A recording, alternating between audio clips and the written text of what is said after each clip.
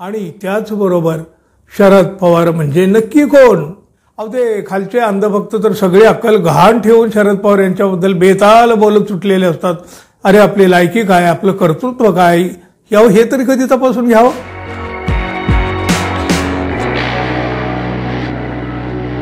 मित्रहो नमस्कार.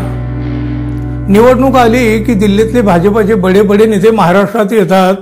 इथं त्यांना दुसरं तिसरं कुणीही दिसत नाही. उठता बसता शरद पवार, शरद पवार आणि शरद पवार.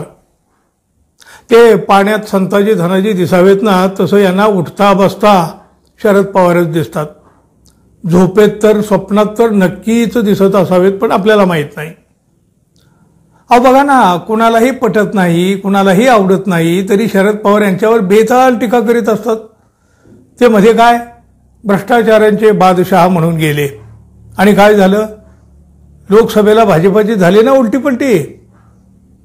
ते बडे नेते केंद्रीय गृहमंत्री अमित शहा ते तर कधीही महाराष्ट्रात आले की एकच विचारतात, शरद पवारांनी महाराष्ट्रासाठी काय केलं.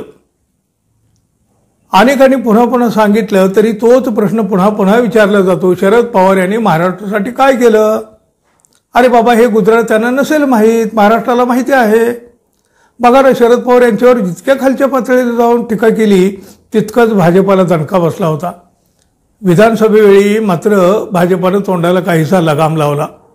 अहो ते खालचे अंधभक्त तर सगळे अक्कल गहाण ठेवून शरद पवार यांच्याबद्दल बेताल बोलत सुटलेले असतात. अरे आपली लायकी काय, आपलं कर्तृत्व काय, यावं हे तरी कधी तपासून घ्यावं. बेअक्कल लोक त्यांच्या चेहऱ्यावर सुद्धा बोलून गेले. हो, शरद पवार यांनी राजकारणामध्ये जेवढं काम केलं तेवढं वय सुद्धा नसतं, पण लागले की उंटाच्या कशाचा तरी मुका घ्यायला. कशाचा बरं? तोंडाचा. अहो बघा, देशाचे पंतप्रधान नरेंद्र मोदी बारामतीत येऊन सांगतात, शरद पवार यांचं बोट धरून मी राजकारण शिकलो. अजून काय हवा आहे हो या आंधळ्या भक्तांना. अहो आता तर बघा काय घडलं दिल्लीत. अखिल भारतीय मराठी साहित्य संमेलन सुरू झालं काल. मोदी साहेबांच्या हस्ते उद्घाटन झालं. इथं जे काही घडलं ना, त्या प्रसंगानं शरद पवार यांची उंची नक्की किती आहे हेच दाखवून दिलं. आणि त्याचबरोबर पंतप्रधान मोदी यांनी केलेल्या एका कृतीनं सर्वांची मनं जिंकली. बघा, नरेंद्र मोदी पंतप्रधान आहेत, शिवाय शरद पवार यांचे राजकीय विरोधकी आहेत. पण इथं काय घडलं बघा. दीप प्रज्वलन करताना पंतप्रधान नरेंद्र मोदी यांनी शरद पवारांचा हात पकडून दीप प्रज्वलन केलं, म्हणजे उद्घाटन केलं. त्यानंतर पंतप्रधान नरेंद्र मोदी यांनी शरद पवार यांना स्वतःच्या हाताने खुर्चीत बसवलं. अहो एवढंच नाही, मोदी यांनी शरद पवार यांच्यासाठी स्वतःच पाण्याचा एक ग्लास भरला आणि त्यांच्या पुढे सरसावला.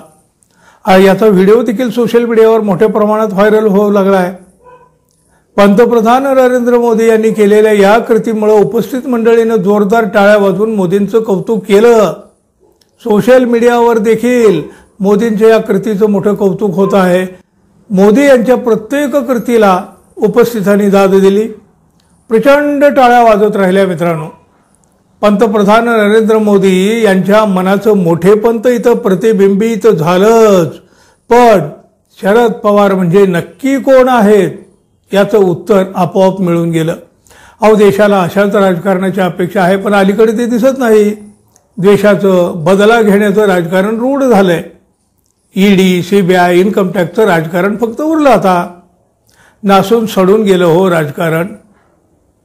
आमच्या कळपात सामील व्हा, नाही तर तुरुंगात जाऊन बसा, ही संस्कृती रूढ व्हायला लागली. त्यात ही वाळवंटातील हिरवळ नाही का हो. अफाट पसरलेल्या वाळवंटामध्ये कुठेतरी खळाळत्या पाण्याचा एक झरा दिसला आणि लोकांची मनं सुखावून गेली. असंच असावं लागतं हो राजकारण. शिवसेना प्रमुख बाळासाहेब ठाकरे यांनी शरद पवार यांच्यावर टीका करायची संधी एकदाही सोडली नाही, पण त्यांच्यातली मैत्री एकदाही डागाळली नाही. आता नरेंद्र मोदी यांनीही आपल्या एका कृतीनं लोकांची मनं जिंकली. त्यांचा मोठेपणा अधिक मोठा झाला.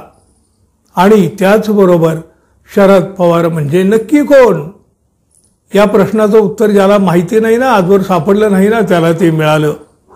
भक्तांना तर नक्कीच मिळालं. अशी संस्कृती महाराष्ट्राच्या राजकारणात यावी हीच तर अपेक्षा. पण होईल का हो ते? मोदी साहेबांच्या या कृतीबद्दल तुम्हाला काय वाटून गेलं आणि शरद पवार यांच्या उंचीबद्दल देखील तुमच्या मनामध्ये काय भावना निर्माण झाल्या मित्रांनो जरूर व्यक्त व्हा. आणि आपण अजून आपल्या चॅनलला सबस्क्राईब केलं नसेल तर कृपया सबस्क्राईब करावं ही अपेक्षा आहे. धन्यवाद. पुन्हा भेटू. तोपर्यंत नमस्कार.